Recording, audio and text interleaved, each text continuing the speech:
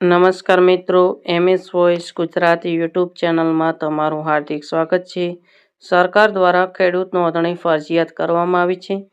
જો તમે ખેડૂત નોંધણી નહીં કરો તો 2024ના અંતમાં જે 19મો હપ્તો PM કિસાનનો જમા થવાનો છે તે હપ્તો તમને મળવાપાત્ર થશે નહીં ને ઓનલાઈન ખેડૂત નોંધણી કરવાની છેલ્લી તારીખ 25 નવેમ્બર છે. તેના માટે તમારે 25 નવેમ્બર પહેલાં ખેડૂત નોંધણી કરી લેવી. ને જે ખાતેદારને જમીનમાં એક કરતાં વધુ નામ છે તેમને કેવી રીતે સેલ્ફ રજિસ્ટ્રેશન કરવું તથા અલગ અલગ ગામમાં જમીન હોય કે આધાર કાર્ડ અને જમીનમાં બંનેમાં એડ્રેસ અલગ અલગ હોય તો પણ તમે કેવી રીતે રજિસ્ટ્રેશન કરી શકશો તેની બધી જ માહિતી તમને આ વિડીયોમાં આપવામાં આવશે. તેના માટે વિડીયોના અંત સુધી જરૂર બન્યા રહેજો. જ્યારે તમે ફાર્મર રજિસ્ટ્રેશનની લિંક ઓપન કરશો, જે લિંક વિડીયોના ડિસ્ક્રિપ્શન બોક્સમાં આપેલ છે, તમારે અહીંયા સૌપ્રથમ તમારે અહીંયા નીચે સ્ક્રોલ કરવાનું છે ને તમારે ફાર્મર પર ક્લિક કરવાનું છે. ફાર્મર પર તમે ક્લિક કરશો એટલે નીચે ક્રિએટ ન્યૂ એકાઉન્ટ હશે તેના પર તમારે ક્લિક કરવાનું છે. તમારો આધાર કાર્ડ નંબર લખી દેવાનો છે તમારે. અહીંયા વેરિફિકેશન પેન્ડિંગ લખેલા આવતું હશે અને તમારે સબમિટ પર ક્લિક કરવાનું છે. સબમિટ પર તમે ક્લિક કરશો એટલે ઓટીપી સેન્ડ સક્સેસફુલ આવશે ને તમારા આધાર કાર્ડમાં જે મોબાઈલ નંબર લિંક હશે તે મોબાઈલ નંબર પર ઓટીપી આવ્યો હશે જે તમારે અહીંયા દાખલ કરીને વેરીફાઈ પર ક્લિક કરવાનું છે. વેરીફાઈ પર ક્લિક કરશો એટલે આ પ્રકારની એક નવી વિન્ડો ઓપન થઈ હશે જેમાં તમારે KYC ડિટેલ્સમાં તમારા આધાર કાર્ડમાં જે પ્રમાણે તમારું નામ, તમારી જન્મ તારીખ છે તે બધું જ આવી જશે. અહીંયા વેરીફાઈડ ઓકે લખેલ પણ આવતું હશે ને તમારે નીચે સ્ક્રોલ કરવાનું છે જ્યાં verification pending mobile number pending લખેલ આવતો હશે જેમાં તમારે મોબાઈલ નંબર તમે જે પણ ખેડૂત નોંધણીમાં લિંક કરવા માંગતો હોય તે તમે મોબાઈલ નંબર નાખી શકો છો. આમાં આધાર કાર્ડમાં નંબર લિંક હોય તેનો તે જ નાખવો તેવું કોઈ પણ પ્રકારનો ફરજિયાત નથી.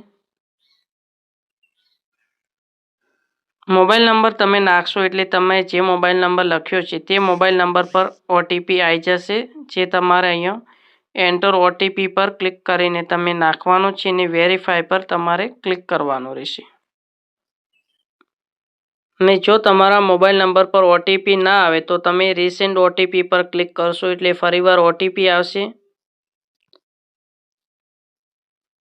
અહીંયા જે વેરીફાઈડ પેન્ડિંગ બતાવતું હતું તે ઓકે થઈ જશે અને નીચે તમારે તમારી રીતે પાસવર્ડ સેટ કરવાનો રહેશે ને પાસવર્ડ ઓછામાં ઓછા 8 અંકનો હોવો ફરજિયાત છે. અહીંયા તમે જે પાસવર્ડ લખો છો તેનું તે જ પાસવર્ડ તમારે નીચે પણ લખવાનો રહેશે. ક્રિએટ માય એકાઉન્ટ પર ક્લિક કરવાનું છે. ક્રિએટ માય એકાઉન્ટ પર ક્લિક કરશો એટલે રજિસ્ટ્રેશન સક્સેસફુલ આવશે. Your account has been successfully activate, you can now log in, register and manage account પર તમારે ઓકે પર રજિસ્ટ્રેશન થઈ ગયા પછી તમારે પાછું બેક આવવાનું રહેશે. અહીંયા તમે એન્ટર રજિસ્ટ્રેશન નંબરમાં તમે જે મોબાઈલ નંબર રજિસ્ટ્રેશનમાં આપ્યો છે તે મોબાઈલ નંબર લખી દેવાનો રહેશે. ત્યારબાદ અહીંયા તમે પાસવર્ડ અને ઓટીપી દ્વારા બંને રીતે તમે લોગિન કરી શકો છો. પાસવર્ડ દ્વારા તમારે લોગિન કરવું હોય તો તમે જે પાસવર્ડ બનાવ્યો હતો તે પાસવર્ડ અહીંયા દાખલ કરી દેવાનો છે અને ત્યારબાદ નીચે કેપ્ચા કોડ લખીને તમારે લોગિન પર ક્લિક કરવાનું છે. લોગિન કરશો એટલે યોર KYC ડિટેલ્સ તમારા આધાર કાર્ડમાં જે પણ તમારી ડિટેલ્સ હશે તે બધી જ ડિટેલ અહીંયા બતાવી દેશે. ત્યારબાદ તમારે નીચે થોડું સ્ક્રોલ કરવાનું છે જ્યાં તમારે રજિસ્ટર એઝ અ ફાર્મર પર ક્લિક કરવાનું છે એટલે મોબાઈલ ચેન્જ કન્ફર્મેશન આવશે. જો તમારે રજિસ્ટ્રેશનમાં જે મોબાઈલ નંબર આપ્યો છે તે મોબાઈલ નંબર તમારે બદલવો હોય તો યસ પર ક્લિક કરવાનું છે અને મોબાઈલ નંબરમાં કોઈ પણ બદલાવ ના કરવો હોય તો તમારે નો પર ટિક કરી દેવાનું છે. ત્યારબાદ ઉપર ફાર્મર ડિટેલ્સમાં આધાર કાર્ડમાં જે પ્રમાણે અંગ્રેજીમાં તમારું નામ છે તે પ્રમાણે નામ આવી જશે. ત્યાર પછી અહીંયા લોકલ લેંગ્વેજમાં તમારું નામ લખી દેવાનું છે. અહીંયા તમારી કેટેગરી તમારે સિલેક્ટ કરી લેવાની છે જે કેટેગરી લાગુ પડતી હોય તે. અહીંયા આઈડેન્ટિફિકેશન ટાઈપમાં son of, wife of, childrens of ને ડોટર ઓફ છે. જો તમારા નામની પાછળ પિતાનું નામ લાગતું હોય તો તમારે સન ઓફ સિલેક્ટ કરવાનું રહેશે અને અહીંયા તમારા પિતાનું અંગ્રેજીમાં નામ લખવાનું છે ને નીચે ગુજરાતીમાં તમારા પિતાનું નામ લખવાનું રહેશે. નીચે સ્ક્રોલ કરશો એટલે ફાર્મર ડિટેલ્સમાં તમારા આધાર કાર્ડમાં જે પ્રમાણે તમારો ફોટો હતો તેવો જ ફોટો આવી જશે. જો તમારી પાસે પાન કાર્ડ નંબર હોય તો તમારે પાન કાર્ડ નંબર અહીંયા પર લખી દેવાનો છે. અહીંયાથી જે લોકો માઇનોરિટીમાં છે, મુસ્લિમ, જૈન, બુદ્ધિસ્ટ છે, તેમને તેમનો રિલિજિયન સિલેક્ટ કરવાનું છે. જો તમારી પાસે કિસાન ક્રેડિટ કાર્ડ હોય તો તમારે અહીંયા પર તેનો નંબર લખી દેવાનો છે. ને કિસાન ક્રેડિટ કાર્ડ દ્વારા તમે કેટલી લોન લીધેલ છે તે લોન એમાઉન્ટ અહીંયા પર લખી દેવાનું જ રહેશે. જ્યારે તમે જે બેંક દ્વારા કિસાન ક્રેડિટ કાર્ડ લીધેલ છે તે બેંક અહીંયાથી તમારે સિલેક્ટ કરી લેવાની છે. અહીંયા નીચે તમારે સેવિંગ બેંક એકાઉન્ટનું નામ એટલે જે બેંકમાં તમારું ખાતું છે તે બેંક સિલેક્ટ કરવાની છે. બેંકનો બ્રાન્ચ કોડ નીચે લખી દેવાનો રહેશે. બેંકનો IFSC કોડ અહીંયા પર તમારે લખવાનો છે. ને નીચે બેંક એકાઉન્ટ નંબરમાં તમારો બેંકનો સેવિંગ એકાઉન્ટ નંબર લખી દેવાનો છે. જો કોઈ અપંગ ખેડૂત ફાર્મર રજિસ્ટ્રી કરતા હોય તો તેમને અહીંયા એડ પર ક્લિક કરવાનું છે અને તેમની અપંગતા વિશેની માહિતી લખી દઈને સેવ ઓલ પર ક્લિક કરવાનું રહેશે. નીચે રેસિડેન્શિયલ એડ્રેસમાં તમે જે આધાર કાર્ડમાં એડ્રેસ છે તેનું તે જ એડ્રેસ અહીંયા પર આવશે. અહીંયા તમારે તમારું જે કાયમી સરનામું છે એટલે કે જે ગામમાં તમારી જમીન છે તે ગામની જ તમારે અહીંયા એડ્રેસ લખવાનું છે. તેના માટે તમારે ઇન્સર્ટ લેટેસ્ટ રેસિડેન્શિયલ ડિટેલ્સ પર તમારે ક્લિક કરવાનું છે. ક્લિક કરશો એટલે અહીંયાથી તમારે તમારો જિલ્લો પસંદ કરી લેવાનો છે, તમારો તાલુકો, વિલેજ અને તમારા પોસ્ટનો પિનકોડ નંબર લખી દેવાનો છે. ત્યાર પછી તમારે નીચે આવવાનું છે જ્યાં લેન્ડ ઓનરશિપ ડિટેલ્સમાં તમારે અહીંયાથી ઓનર સિલેક્ટ કરવાનું છે. ઓનર સિલેક્ટ કરશો એટલે તમારે ઓક્યુપેશન ડિટેલ્સમાં તમારે અહીંયા બંને પર ક્લિક કરી દેવાનું છે.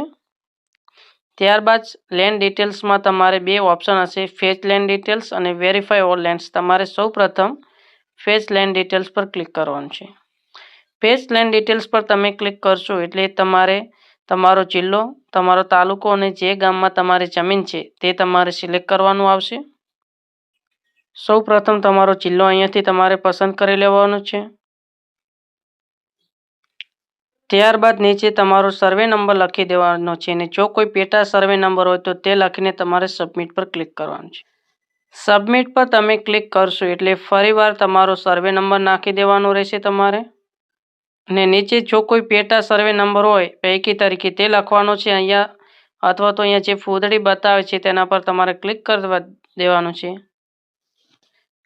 ક્લિક કરશો એટલે તમારા ખેતરની માહિતી આવી જશે. અહીંયા તમારે તમારા સર્વે નંબરની આગળ જે બોક્સ છે તે બોક્સ પર ક્લિક કરવાનું છે. બોક્સ પર ક્લિક કરશો એટલે તમારે જમીનની બધી જ માહિતી આવી જશે. ત્યારબાદ તમારે નીચે સ્ક્રોલ કરવાનું છે જેમાં ફાર્મર લેન્ડ ટાઈપમાં તમારે એગ્રીકલ્ચર પર ક્લિક કરવાનું છે. જો તમે નોન એગ્રીકલ્ચર સિલેક્ટ કરશો તો તમારે ખેડૂત નોંધણી રદ થઈ શકે છે. અહીંયા નીચે તમારા જમીનમાં જે તમારું નામ છે તે નામ આવી જશે. અહીંયા તમારે સન ઓફ, ચિલ્ડ્રન્સ ઓફ તમારે સિલેક્ટ કરવાનું છે અને નીચે તમારા પિતાનું નામ લખી દેવાનું છે. તમારા જમીનમાં કેટલા ખાતેદારોનું નામ છે તેની સંખ્યા આવી જશે. તમારો ખેતરમાં જોઈન્ટ એકાઉન્ટ છે કે સિંગલ એકાઉન્ટ તે પણ આવી જશે તથા તમારા જમીન કુલ કેટલી છે તે પણ બધી જ માહિતી અહીંયા બતાવી દેશે. ત્યાર પછી તમારે એડ લેન્ડ ડિટેલ્સ પર ક્લિક કરવાનું છે. એડ લેન્ડ ડિટેલ્સ પર તમે ક્લિક કરશો એટલે તમારે આ પેજને થોડુંક આમ સ્ક્રોલ કરવાનું છે જ્યાં તમારે અહીંયા પર મેચિંગ સ્કોર 50+ હોવો ફરજિયાત છે. જો 50થી નીચે હશે તો તેનું અપ્રુવલ તાલુકા પંચાયત દ્વારા કમ્પ્લીટ ચેક કર્યા પછી થશે. અને અહીંયા વેરીફાઈડમાં ન બતાવતું હશે. તમારે વેરીફાઈડમાં યસ લાવવા માટે તમારી ઉપર છે વેરીફાઈ ઓલ લેન્ડ છે તેના પર તમારે ક્લિક કરવાનું છે. તમે જેવું જ વેરીફાઈ ઓલ લેન્ડ પર ક્લિક કરશો એટલે અહીંયા જે વેરીફાઈડ ન હતો તે યસ થઈ જશે.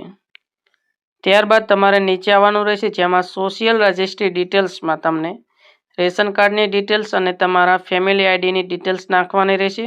જ્યાં નીચે ફેમિલી મેમ્બર આઈડી નંબર, અહીંયા પર તમારા ફેમિલી મેમ્બરની આઈડી નંબર લખી દેવાનો છે. તમારો ફેમિલી મેમ્બર રેસિડેન્શિયલ આઈડી જો તમારી પાસે હોય તો તે પણ લખી દેવાની છે. અહીંયા સોશિયલ રજિસ્ટ્રી ડિટેલ્સ છે તે ફરજિયાત નથી.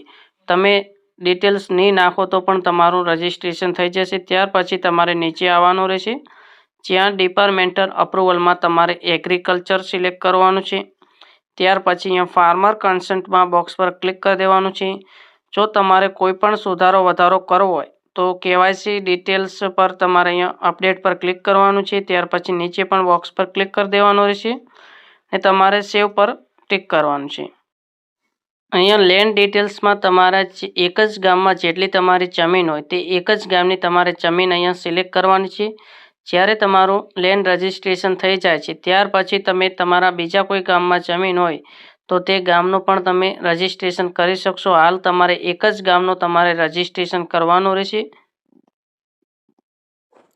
સેવ પર તમે ક્લિક કરશો એટલે ફાર્મર કન્સન્ટ e-સાઇનનો એક ઓપ્શન આવશે, જેમાં તમારે અહીંયા પણ જેમ કોઈ પણ માહિતી આપેલ છે તમારે વાંચી લેવાની છે અને તમારે પ્રોસેસ ટુ e-સાઇન પર ક્લિક કરવાનું.